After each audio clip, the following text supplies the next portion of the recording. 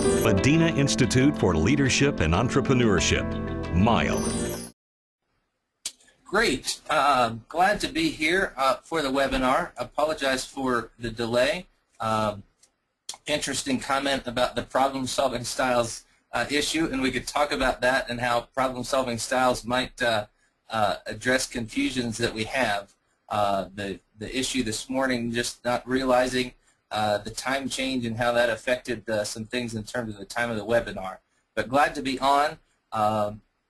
My co-presenter, this is Eric Kaufman, and my co-presenter Curt Friedel will be joining us shortly as well, connecting in, and we're glad to share with you on this topic of diverse problem-solving styles, a recipe for effective teams. And of course, a team we do think of as more than one individual, and so I'll be glad to have Curt join us as well, and Curt and I can share some different perspectives on this issue of problem-solving styles and look at some research and background to support that.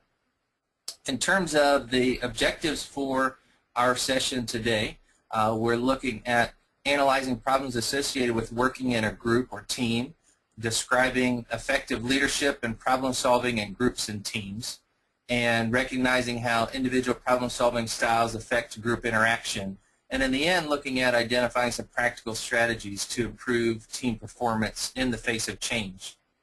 In terms of how we're planning to progress through that, we'll start by looking at problem-solving in practice and some of the myths of creativity, and then specifically at adaptation innovation theory and what we know about that and can learn from the research there, and bridging the gaps between some different styles, and then dealing with some stressors.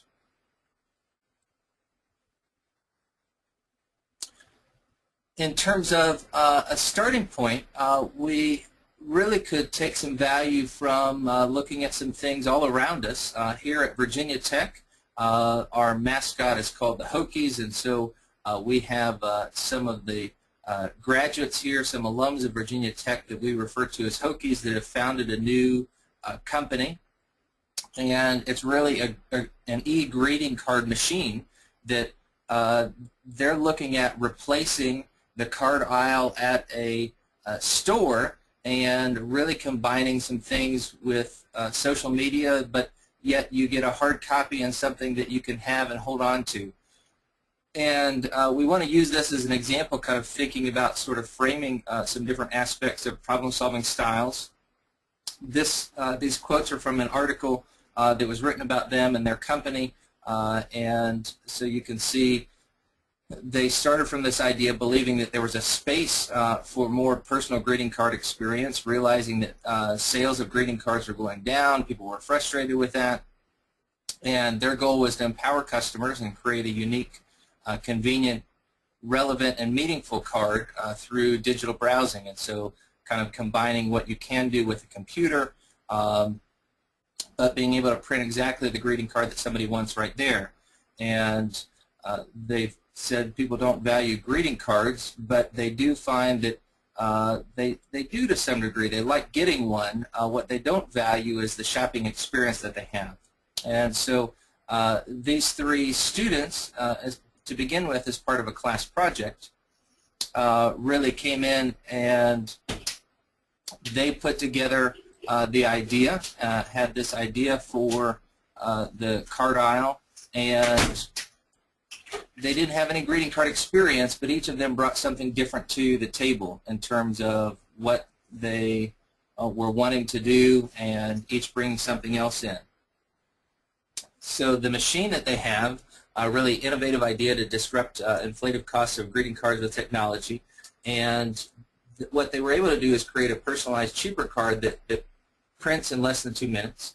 They're bringing in local artists, bringing in different factors to kind of enhance the value of the card and the design and get people to buy into that, and they're including those people in the process of what they're trying to do as far as disrupting the greeting card industry. They're working together to solve some problems. They have some mutual respect for one another and their skill sets. In terms of software design, kiosk design, logistics, each of them have some skills that really they can benefit and draw upon, but they rely heavily upon really some outside support for what they're trying to do with Cartile.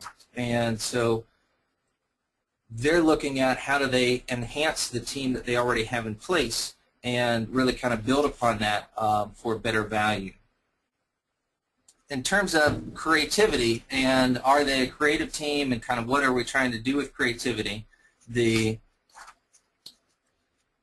was a presenter actually for a MILE webinar back in August, and David Burkus was sharing about his book and some of these issues and things that we can do to overcome creativity, because sometimes we get stuck in this mode of thinking we're not creative. The reality is that everyone is creative, and we can do quite a bit in terms of thinking about teams and rethinking what we're doing, rethinking creativity, letting some ideas percolate, rethinking the process. And that's part of what we want to talk about today, is how do we engage in a process that's going to help support creativity, and then building diverse expertise for what we're trying to accomplish. So many times we're already looking at building diverse expertise, and what we want to be able to do is tap into some differences in problem-solving styles. Where we can go with that, drawing upon Curtin's adaptation innovation theory, in problem solving we find that all people are creative, but in different styles, different ways. The difference is that people are creative, that affects how they work together. So when I'm creative in one way and Curt is creative in a different way, it affects the way that we can work and cooperate with one another, and sometimes it can create some frustrations, especially if we don't understand the differences that we have. So understanding differences of style is critical to preventing misattribution to level, which we'll talk about just in a moment. The two ends of the scale, Curtin's adaptation innovation theory, identifies that adaptation is on one end of the scale and innovation is on the other end of the scale. And when we really have complex problems, we need both adapters and innovators to address those problems. And so Cartile may not seem like a complex problem, but we can look at that as an example, and we can think about more complex problems and how both adapters and innovators are needed. To begin with, though, it's really important to recognize that there's a difference between level and style. And so the level piece, looking at how creative we are, how good we are, this can be something that we're looking at in terms of we can think about IQ and how smart someone is, but that is not the same as in terms of the style and the way that they're working. So the ice cream example that we have on the screen, the level, how many scoops, how much, how creative am I, we have that in terms of creativity. The style aspect, in terms of what flavor do we have in what way, how are we creative, we want to kind of pull those two things apart. And so when we're talking about adaptation innovation theory and looking at the way that we're creative, that's not the same as how we're creative.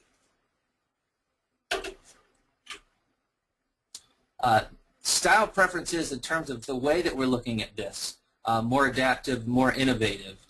We can look at two different examples really from history and look at Thomas Edison and Albert Einstein and the style preferences that they have. We both think of them as creative, but they really are creative in different ways. We have Curt here now who might be able to address some of the differences that he sees and sort of the background style preferences from these two examples. Yeah, looking at Edison and Einstein, we realize these are two very intelligent people. We realize that they've both made very good contributions to society and in science, but they have different approaches to how they solve problems. Edison was known for, of course, inventing the light bulb, but he didn't really invent the light bulb. Everyone at the time of Edison knew that you could have a light bulb, burn a filament and create light, but what Edison did is he made it work, he made it efficient, he was able to sell it to a large number of people. Einstein, very innovative. He's developed theories that we continue to use, but continue to test, as many of those ideas were paradigm breaking.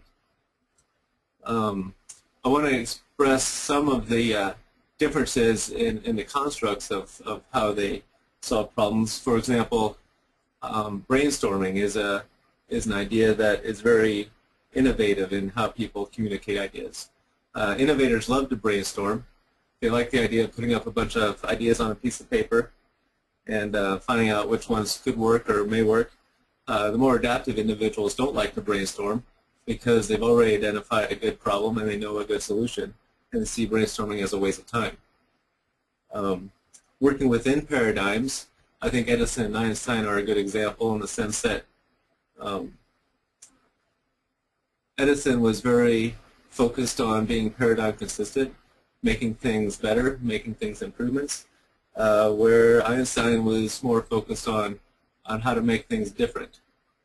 And in terms of change, we see people like Edison are more adaptive, prefer to have ideas that are evolutionary, taking small steps in a longer period of time, where Einstein is more revolutionary, where there's a complete change and it's a faster change.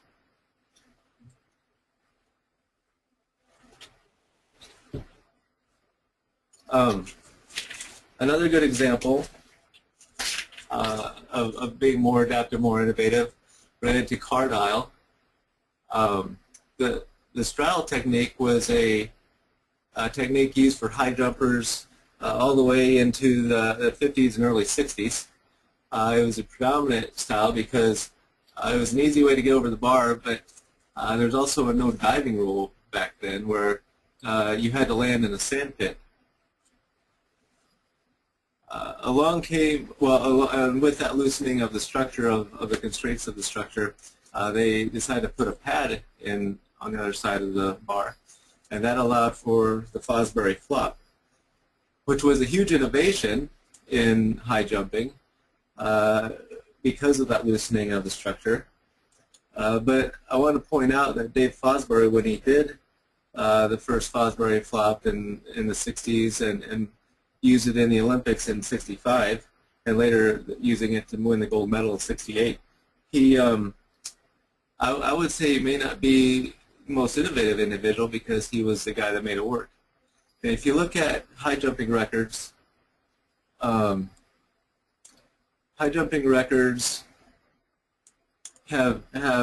if you look at them, they tend to go into spurts of some high jumping records will start to plateau off, and that's when a new innovation comes in. And with that new innovation, adaptation starts to come in. And so I guess what I'm trying to say is there is a need for both innovation and adaptation. In the case of high jumping, you will come to a point where you cannot adapt enough to increase the high jump score. It doesn't matter how strong you are, how fast you are, how athletic you are, you're going to need to do something different at some point, and that's where the straddle came in and later the Fosbury flop. But the innovation also needs adaptation, and that as people improve the Fosbury flop, we'll continue to see increases in high jumping records. So if we think about the creative process and the way that people are creative, people go through creativity in different ways. And so this is actually drawings from a study where someone was looking at how people went through the creative process. And we have on the upper left-hand corner very much a linear process going from here to here, decision points, kind of laying it all out. As we go on the right-hand side, we see people actually drawing out and saying this is the process that they went through. I start to wonder, okay, could you even replicate that process, because I have a hard time following kind of how you went through that. But the reality is that's the way that they went through the process. And in both cases, they can be legitimate ways for engaging in creativity.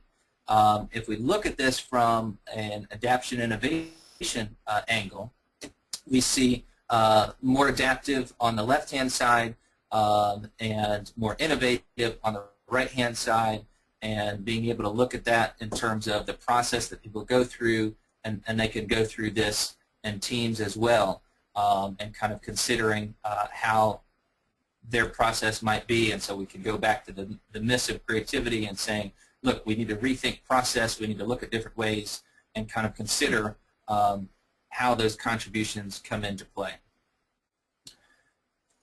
Looking at it another way, this is a drawing, I believe this is from a group or a site called the Innovation Toolbox, and we have innovators here just flipped on the left-hand side, really looking for creative ways to build the pyramid, trying to think about ways that they can do that might work out well. Adapters on the right-hand side, also maybe looking at creative ways to kind of support one another, but just seem more traditional and kind of smaller steps as far as ways to accomplish whatever that goal is. And so we can think about that and think about, well, there's different ways to accomplish the same thing. The way that we go about problem solving and accomplishing that has a lot to do with the style preferences that we have. And so it's also helpful to realize what are those perceptions of difference. So if we have different styles, how do we each view the other style? And so we look at people that tend to be more adaptive as doing things better. They're often seen as detailed, thorough, systematic, traditional, conventional, at times compliant and cautious, timid, risk-averse. We can think of them as narrow-minded and instructionist.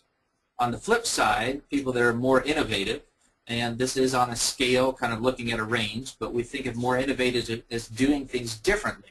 And they're often seen as progressive, outside-the-box thinking, blue sky, lots of things that they could be kind of doing and going in different directions, lots of opportunities, but might be considered unsound, impractical, reckless, and too risky. And we might think of them as a loose cannon, and so being concerned about those. And these are really two different extremes, and we can think about positive and negative in terms of the style of problem solving that someone is engaging in and whether or not we appreciate that or not. I really like this chart as it explains how someone can be have a low level of creativity and a high level of creativity, and that it's orthogonal to being adaptive or innovative.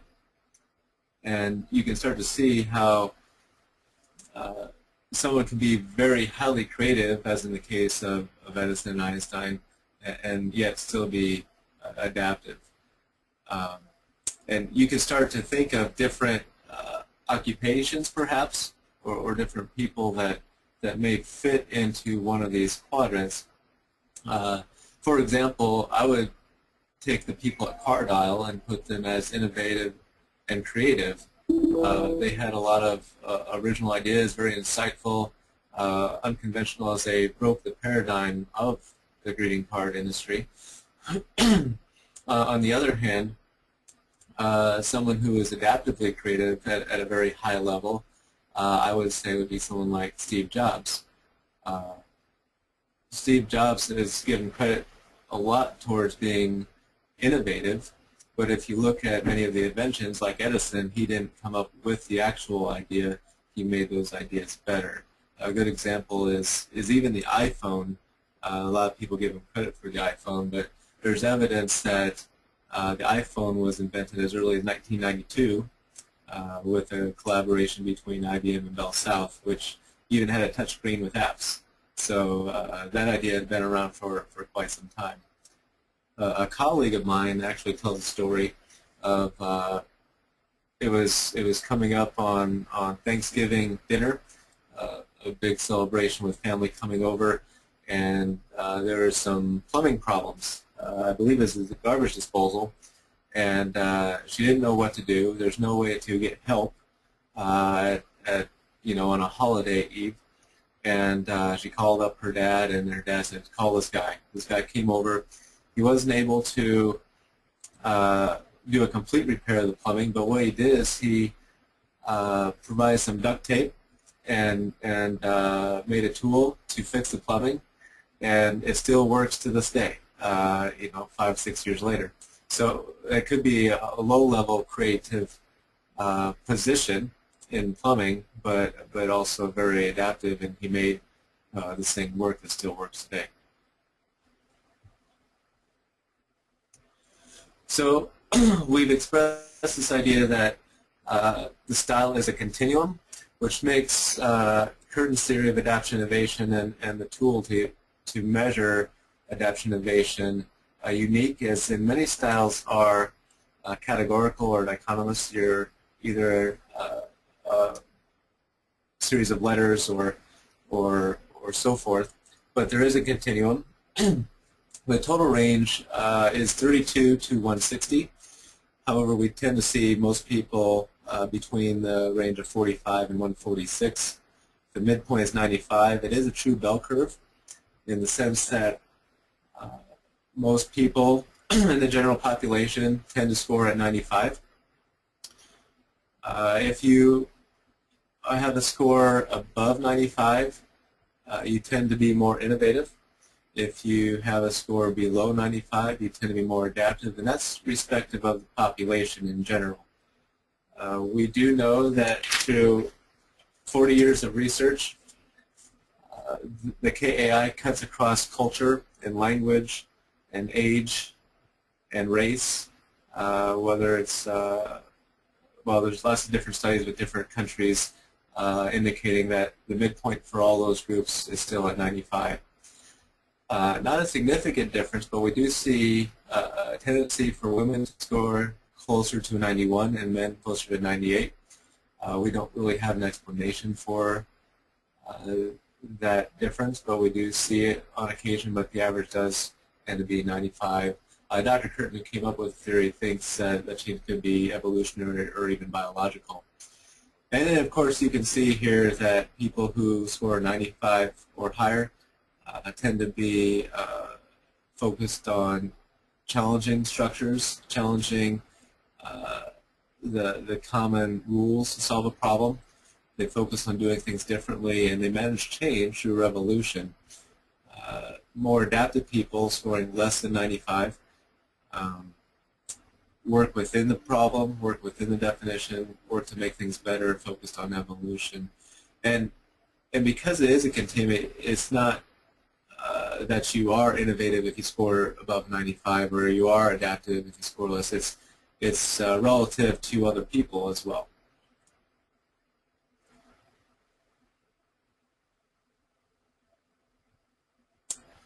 Just to give you some definitions with that scale, when we start thinking about teamwork and how teams are put together, Dr. Curtin came up with the definition of cognitive gap. Cognitive gap is the distance between one person and another on the scale. And so if someone is 10 or 20 points or 30 points difference on the scale, we would call that a cognitive style gap between those two people. And just to give an example of the gap in respect to the scale, someone could score at a 120 and still have a gap of someone who scores a 140, even though they're both categorized as more innovative to the general population. The 120 would be more adaptive than the person who scored 140. It is a preferred style. You can operate outside of your cognitive style, but because that style is innate and stable, it doesn't change, and we can measure it pretty specifically. Through motivation, you can cope beyond that style and have a behavior outside that style. We call that coping behavior, and that's just any time where you as a problem solver need to adapt, be more adaptive, or be more innovative in what you need to do. It is stressful to do that. It is costly and taxing to our brains. And the evidence from the research suggests that it depends on intensity and duration. Intensity meaning the size of the gap. So the size of the gap may indicate how much stress is ensued from working with someone else. And duration, meaning how much time you have to work with that individual. And to give you some examples, I remember working with an individual who has a very large gap with me. We worked together, we had mutual respect for each other, and that was contributing to our success. However, it was very difficult for us, even though we were friends before and after the project. And we basically had to monitor how much time we worked on the project together because of our shared gap and how stressful it was to work with each other.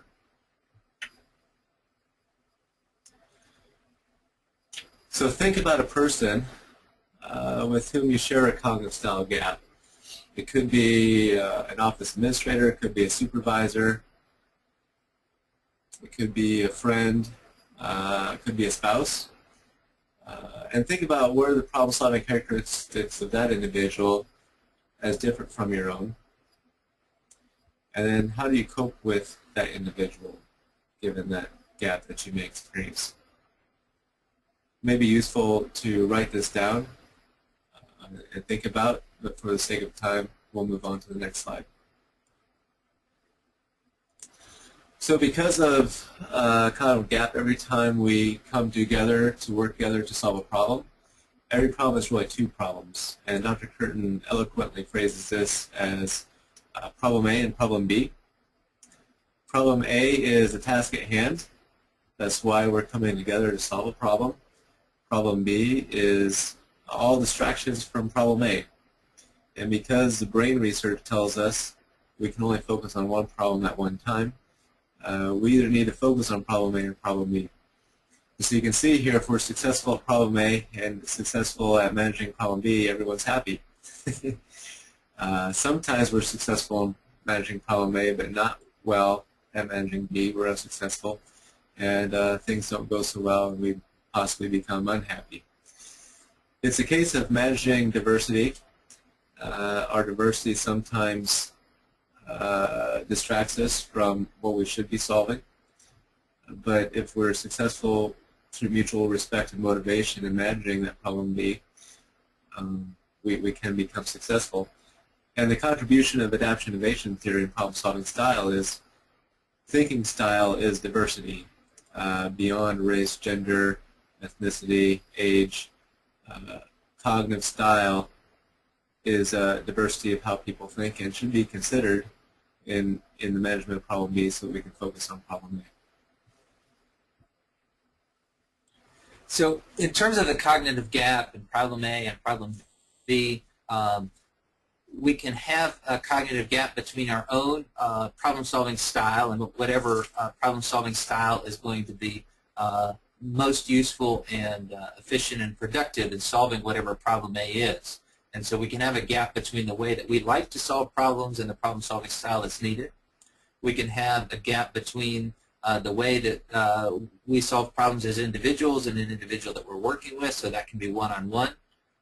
That gap can be between us and a group. And so we may be in a scenario where we have a particular way that we like to solve problems, but it seems like the group that we're working with is totally different.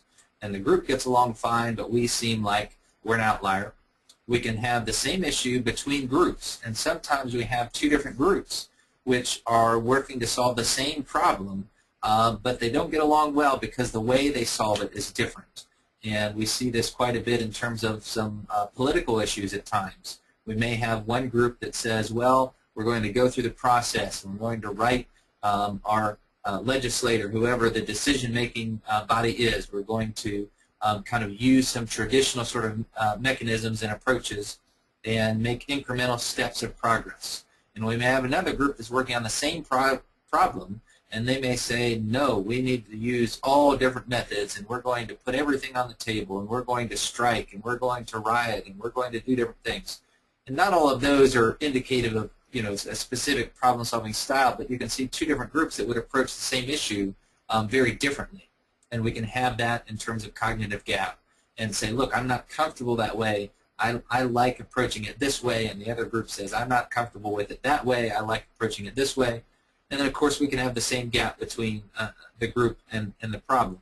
And sometimes a group approaches a particular problem one way, and really the solution requires a different problem-solving approach. And so that's a way to look at it. For the sake of kind of breaking it down, it's helpful to think what our own individual problem-solving style is and how that relates to others, and whether or not we can work and get along. You might wonder, well, where, is there a middle ground as opposed to working on the extremes? We started from this notion saying, well, we're not going to put people in boxes. It's a continuum.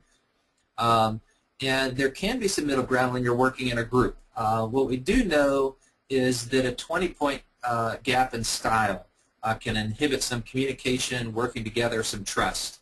But some bridging or coping we talked about earlier can help facilitate that interaction.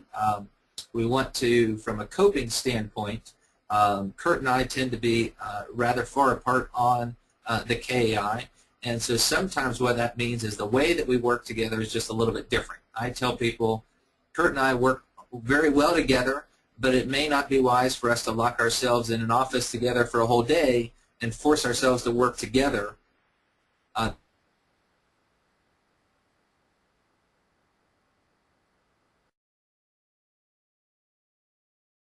On it and come back and touch base on the project. Part of this comes from an appreciation standpoint, which is really the foundation as far as how you get past this.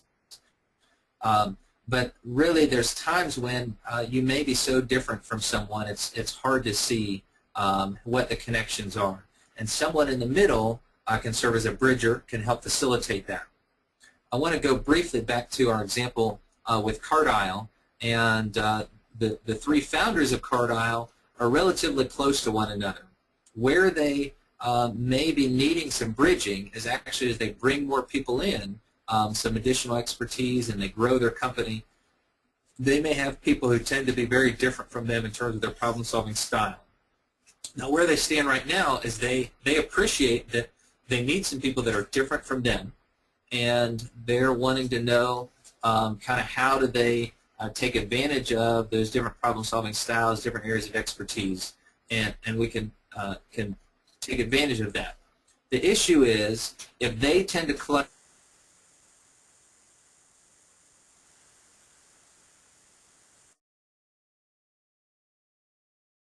it's a high adapter style, and they say, look, we really need your expertise. That person on the left is going to end up having to do a lot of coping in order to kind of feel like they fit in and align and kind of connect with the others in the organization. And so that strain is likely to mean that they won't stay with the company very long. What we can do is some of the people that serve in kind of a middle capacity that are a little bit closer to the adaptive style, they might be able to serve as a bridger, and they might be able to offer some explanation and some insight. They may be able to translate some of what is said so that it becomes more meaningful and useful and can connect and appreciate the different views that each person has. And so when you're working within a group or a team or a larger organization, it may be helpful to consider, okay, well, who are the bridgers? We need some people maybe on the extremes because they help push us in one way or another that might be successful, but we also need some people that can serve as a bridging role. When we look at it this way, at times the people who are stuck in that bridging role feel like, well, why am I there? Like if I have this middle number, I don't have anything interesting other than kind of a bridging role. And so we want to look at kind of in terms of the continuum and go back to something that Curt said in terms of what makes you more adaptive versus more innovative. Someone who might say, look, I'm a bridger, I'm a 95, I'm right in the middle of the scale, so that's what I should be. Well, if we look at the person A at the top there, are they a bridger? Well, no, there's nobody to the left of them. They're actually the really adaptive person in their organization. And so they're not serving as a bridger. Instead, they're bringing in an adaptive problem-solving style and contributing to the organization and the team that way. Person B on the second line there, are they a bridger? Well, no, they're not in the middle. They're a 95, but in their organization, they're the most innovative person on that team. And so instead of serving as a bridger, they bring innovative problem-solving style to the table and really contribute in that way. Person C, we might say, well, they are a bridger. They're kind of in the middle, and they can kind of bring people together. And they're not the most adaptive. They're not the most innovative, but they could serve in a role of facilitating and connecting the other people in the team or their group. Person D, if I ask the question, are they a bridger? In general, what I'd like to point out is they may not serve as a really good bridger because they're so close to the other people in their cluster, and those that are clustered down around 59 are so far away from them, they don't automatically look like a bridger just based on their problem-solving style. However, if they're really skilled in facilitation and mediation, they might be able to serve that bridger role in translating kind of what the different problem-solving styles and approaches are to the others in the organization and the group and the team. And so there's an opportunity for them there, but they're not automatically considered a bridger just based on their middle score.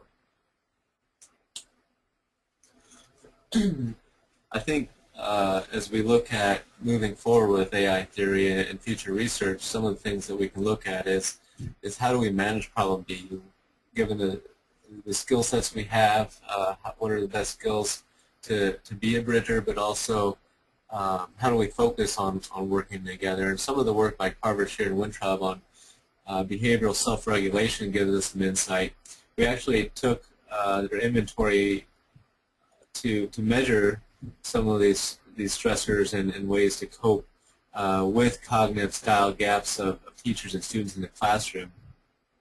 And you can see here with problem-focused coping, there's the idea of active coping, that I need to work with this individual, planning, strategic planning, thinking about how I can better work with the individual or a particular problem, suppressing competing activities like time management or restraining coping, seeking support, advice. Those activities tend to get the individual to focus on solving problem A and minimizing problem B.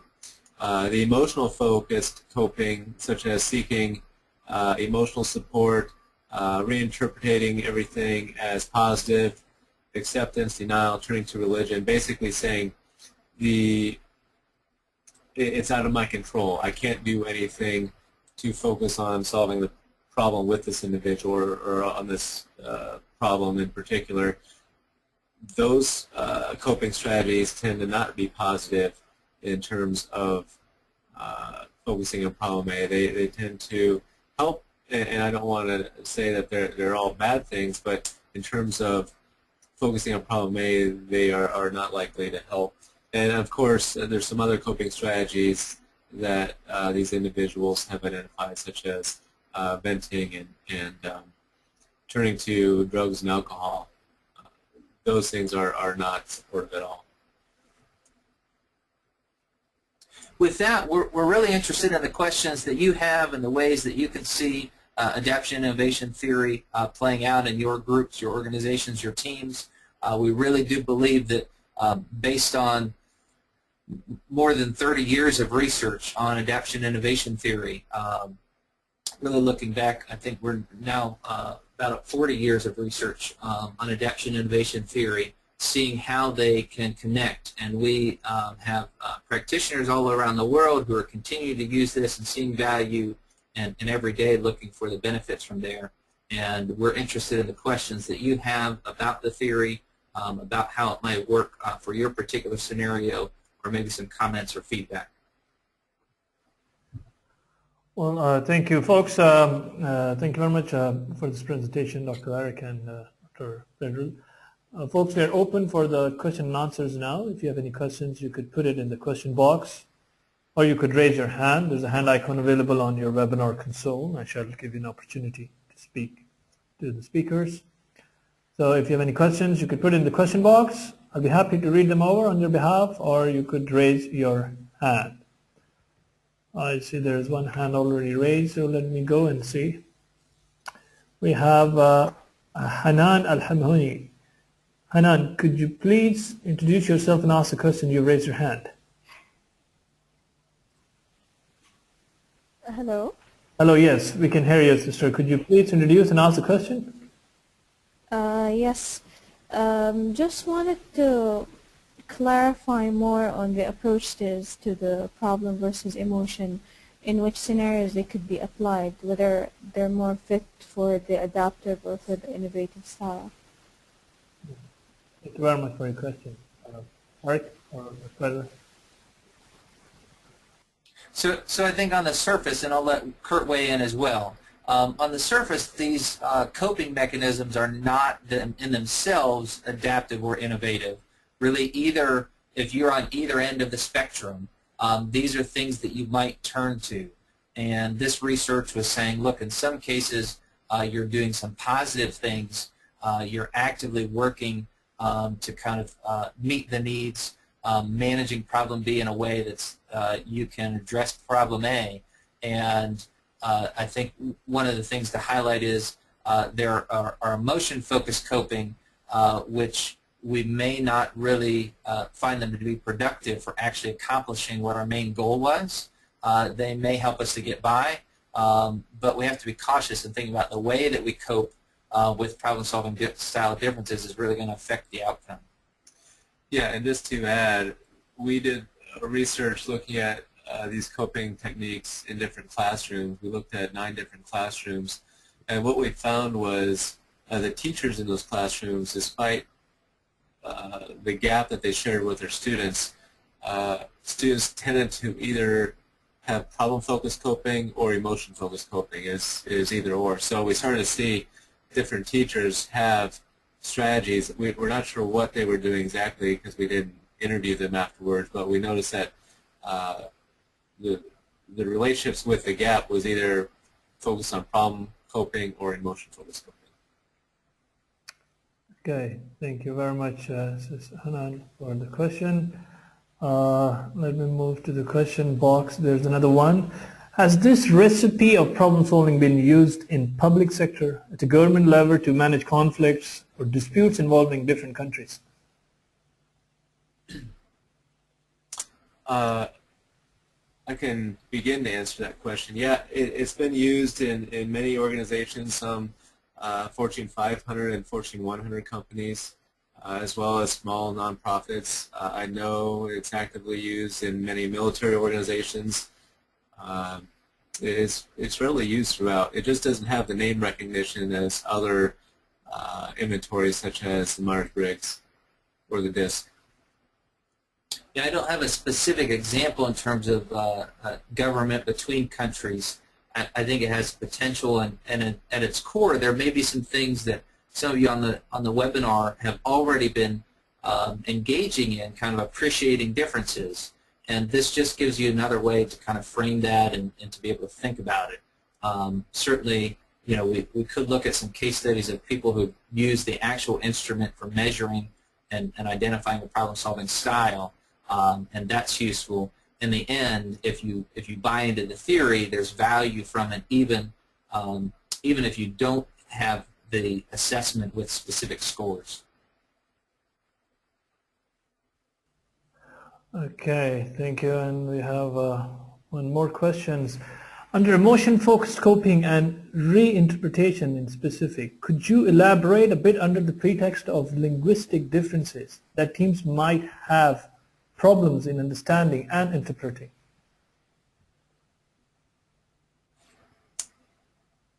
I didn't fully understand the question. I think the question is under it's regarding the reinterpretation of the emotions-focused coping area. Could you elaborate a bit under the pretext of linguistic differences that teams might have problems in understanding and interpreting each other? You said linguistic differences? Yeah, linguistic differences. Yeah, I mean, there are cultural differences and linguistic differences. I think as humans, we misattribute things very easily. And one instance, I remember working with a mechanics company in another country, and it was an American company that had a headquarters in this country, and they believed that all the natives of this country were just different, and that they were not creating value for their company. And it was really interesting because they blamed the whole thing on culture, that their miscommunication, their lack of trust of each other was really an aspect of culture. And when I was talking with the manager of that headquarters, I said, well, have you considered that it's not culture, but maybe something else like style?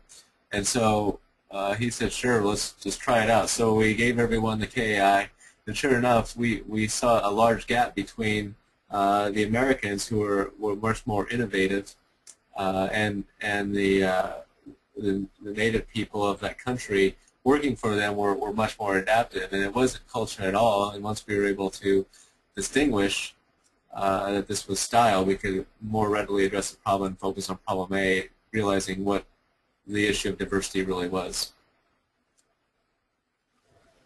Okay, thank you. And we have our one last caller, Dr. Muhammad. Yeah, thank you, Professor Eric and Professor Curt, for such a great presentation. I had two quick questions, and one question was that while framing the teams, so as a human psychologist in that organization, so one scenario is like they can have a team mix up of the adaptive and innovators, or two teams where they have adaptives and innovative exclusively. Because if you have the adaptive innovators together, definitely, as it said, that they will be having another, it will complement to another problem. So potentially, which is yielding more performance in terms of the exclusive adaptive and innovators, or having a mix-up of these two? And my second question, if you permit me, is that sometimes if the innovators are more in number, majority, than the adaptives, so perhaps the bridger will have a really a more tougher time in term, because a lot of pressure will be from the innovators. So the bridgers at this point gets more biased because of that majority of them are innovators. So perhaps is it the reason we have more of chief cooperative officers or chief collaborative officers more focusing in today's scenario? I'll address the first question. There was a belief, as people learn more about adaptation innovation theory, that the true progression of an idea would be to start out with a very innovative group to say, hey, this is a great idea, and then on the scale, on the KI continuum, say, let's move from a 130 to then a 110, and get a bunch of 110s to adapt on the idea, and then move, keep adapting until we get this product or service to work, and keep moving down to a 90 and then an 80, and fully think through this product. And what they found was the institutional knowledge and the expertise started to lose. So all the ideas that the innovators had thought of was lost every time the product moved to a different team. So to answer your question, ideally it would be best to have a range of very adaptive and very innovative people working together with mutual respect to fully develop the product. Yeah, I think you're right that putting people with different problem-solving styles on the same team creates some added strain and stress. And there may be short-term saying, well, let's just separate the two. It's still going to limit your ability to really address complex problems, and because there's not going to be appreciation for what each group is doing. And so the more that you can develop that appreciation, get them to work together, the better. I might need you to reiterate the second question, because I'm not sure I caught it all in terms of kind of who is a bridger and within organizations, who's working in those categories. I think we do have some research that says, look, based on the type of job that someone has, they're more inclined to be more adaptive or innovative, and what typical scores are. I think the same is true for particular industries. in the end, I really believe it's someone who has an appreciation for the different perspectives is probably best suited to serve as a bridger. And what you want is you want everyone to really kind of appreciate the different perspectives that people have. The more that someone falls in the middle of the scoring, the more they're able to have that appreciation, because naturally the way that they think about problems isn't so far from the others. But I'm not sure I caught the question, so if you want to follow up and readdress that, you're welcome to.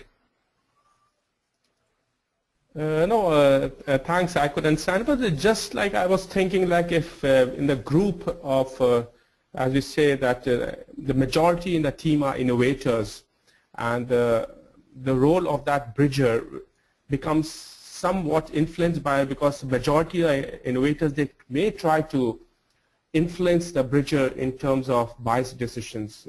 If I'm able to, Mike, if you are able to understand, yeah. Well, I think part of it is a recognition of really on this piece, someone who scores at a certain level is not always the same. We're on a scale, and so here we go back to this and we say, well, person A is the more adaptive person versus person B is the more innovative person. Person C can serve as a bridger. Person D potentially could serve as a bridger. And this can be the same person working in 4 different teams. And so they're playing a different role no matter where they are. But you're right, really. If someone, no matter, they might be in a middle score for kind of the larger population around the world, but for the group that they're in, if they don't fit, if they're really, we tend to think 10 points difference, and there's really can be some strains in needing to do some coping.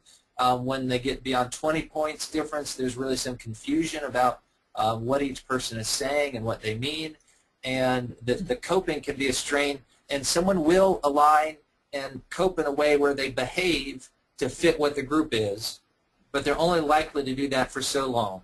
And they're going to feel like they don't fit well, and they're eventually going to be looking for another team or a different organization to join that they feel like they're appreciated more in a fit, and it's not so such hard work, because coping in the end is really hard work. It's a lot of strain to act in a way that's different from what your natural style is. I'll also add, it's very difficult to be a bridger. There needs to be more research on this role, but anecdotal evidence suggests that most bridgers volunteer for the position. Someone just didn't say, hey, you need to be my bridger because we're having issues with communication. Usually it's a person that has good facilitation skills and has a high appreciation for problem A, and sees this disconnect between 2 groups or 2 people and is willing to say, okay, I can help communicate here. But it is taxing because they're coping both adaptively and innovatively. Yeah, I think I truly appreciate for your answers. Thanks, Ali, for giving me the opportunity. Thank you very much, Dr. Mohammed, for your question, as usual. And that really brings us towards the end of the webinar. Any concluding remarks that you would like to give both Professor Eric and Professor Curt before we dismiss out? Well, we're really glad that Madinah Institute for Leadership and Entrepreneurship, MILE.